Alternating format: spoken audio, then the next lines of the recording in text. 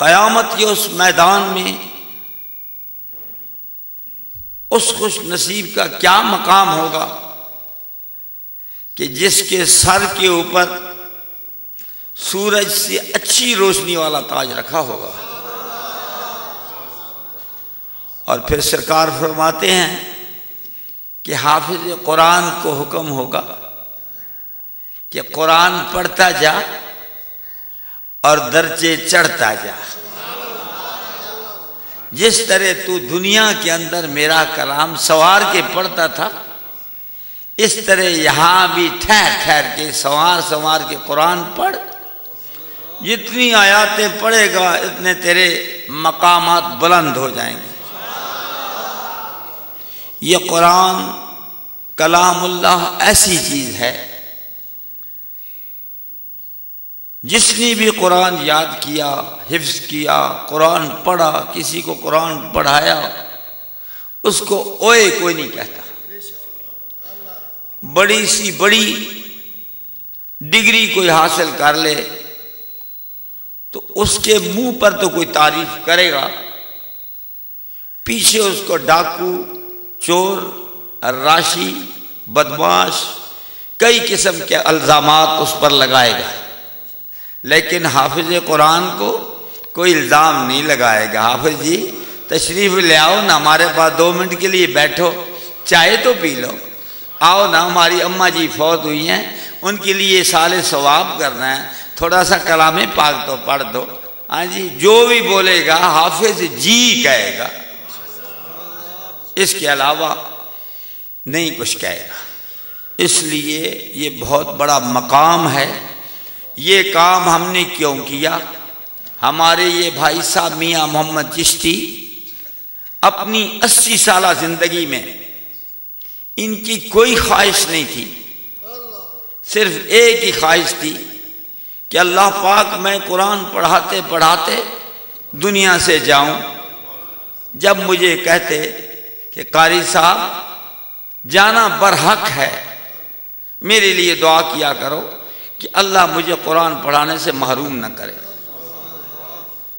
اور قرآن پڑھاتے ہوئے یہاں قرآن کسی بچے کا سن رہے تھے، غالباً 15 سپارے اس کے سنے، پیشاب کی تکلیف ہوئی، اندر گئے، پیشاب نہیں آیا، دوائیں دیں، پیشاب ہو گیا، اس کے بعد پیٹ میں تکلیف ہو گئی، تھوڑے دنوں کے بعد وہ دنیا سے تشریف لے گئے۔ مجھے اکثر کہتے تھے کہ جو ہم نے بہار دریا شریف میں دیکھی قرآن پڑھنے پڑھانے کی، وہ اب مجھے ادھر نظر آتی ہے۔ خواجہ امیر احمد بسالوی کے ہاں 10-12 درس تھے، رات دن کتابیں پڑھی جا رہی تھیں، قرآن پڑھا جا رہا تھا، 250-300 طالب علم پڑھنے والے تھے اور کوئی ذریعہ معاش نہیں تھا۔ ایک دفعہ میاں محمد دندہ شریف والے فرمانے لگے کہ میں حضرت صاحب کے ساتھ تھا اور ہم پنڈی سرال کے علاقے میں گئے، کسی نے دعوت کی ہوئی تھی، رات وہاں گزاری تو لوگوں نے لنگر کے لیے دانے دیے، 6 بوریاں دانے کی ہو گئیں۔ میں نے حضرت سے کہا کہ حضرت اگر 4-6 دن ہم ادھر رہے تو 1 مہینے کے دانے اکٹھے ہو جائیں گے۔ آپ نے فرمایا شاہ فقیر اور دانے اکٹھے کرے؟ بھا لگا دانوں کو اور وہاں ہی چھوڑا، وہاں ہی اپنا سفر ختم کیا اور واپس آ گئے۔ اس وقت ہم کیوں فقراء مارے جا رہے ہیں کہ ہم دنیا کی لالچ میں پھنس گئے ہیں، آسائش میں پھنس گئے ہیں، دنیا کی طلب نے ہمیں اندھا کر دیا، اللہ کی طرف سے ہماری نظریں پھر گئیں اور لوگوں کی جیبوں پر ہماری نظریں لگ گئیں۔ الحمدللہ 34-35 سال ہو گئے اس جگہ کو، کوئی ہمارا سفیر نہیں،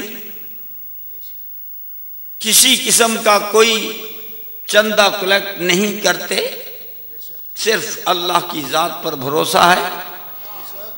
اس جنگل کے اندر ڈیرا لگایا اور اس کریم نے اس طرح کرم کیا، بڑی بڑی دنیا کہتی تھی کہ یہ کام نہیں ہو سکتا، میں کہتا تم کہو کہ مجھ سے نہیں ہو سکتا، یہ ہوگا اور رب میرا کرے گا۔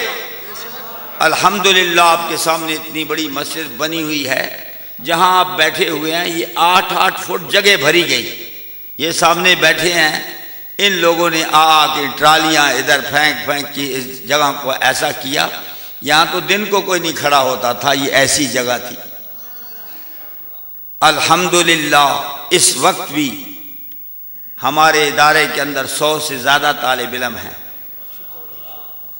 اللہ پاک سب کی روزی پوری کر رہا ہے، صبح کو ناشتہ ملتا ہے، دوپہر کو اچھی روٹی ملتی ہے، شام کے وقت عصر سے قریب ان کو مٹھائی، کبھی فروٹ، شام کے بعد ان کو کھانا، چائے، جو چیز ان کا دل کرتا ہے وہ ان کو ملتی ہے۔ سال میں ان کو کئی دفعے نئے جوڑے بنا کے دیکھتے ہیں، ہفتے سے زیادہ نہیں پہنتے، پہن کے پھینک دیتے ہیں۔ یہ اللہ کی کرم نوازی ہے۔ لوگوں نے ایک کھالے دیو جی، قربانی کی کھالے ہمیں دیو، خدا کے واسطے جوڑ جوڑ کے پیروں کو ہاتھ لگا لگا کے کھالیں اکٹھی کرتے ہیں۔ ہم نے آج دن تک کسی کو نہیں کہا کہ اپنی کھال ادھر لے کے آنا بھائی، قربانی کی ادھر کھال ہم کو دینا، یا تم زکوٰۃ نکال کے ہمیں لا کے دینا۔ الحمدللہ نہیں ضرورت پڑی، نہ ہمارا کوئی سفیر امریکہ میں ہے، نہ برطانیہ میں ہے، نہ سعودی عرب، نہ کسی اور جگہ سے ہمیں کوئی امداد آتی ہے، لیکن الحمدللہ ہمارے ادھر ساتھی بیٹھے ہوئے ہیں، یہ ہماری ساری چیزیں جتنی ہیں، کبھی کہتے ہیں جی 30,000 روپے کا گھی لانا ہے، کبھی کہتے ہیں جی 25,000 کی فلانی چیز لاتے ہیں۔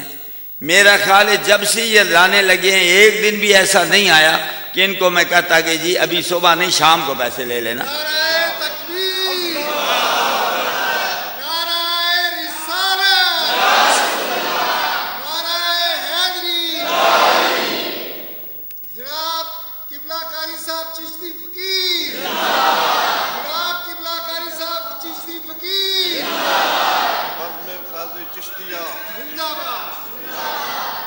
ہمارے ادھر حاجی محمد انور صاحب بیٹھے ہوں گے، ایک دفعے وہ اکثر جو ہے ہماری مسجد کی ریت بجری شجری وہ لاتے ہیں، تو میں نے کبھی ان کو پیسے گن کے نہیں دیے، ان کے سامنے پیسے پھینک دیتا ہوں کہ آپ اپنے پیسے اٹھا لیں۔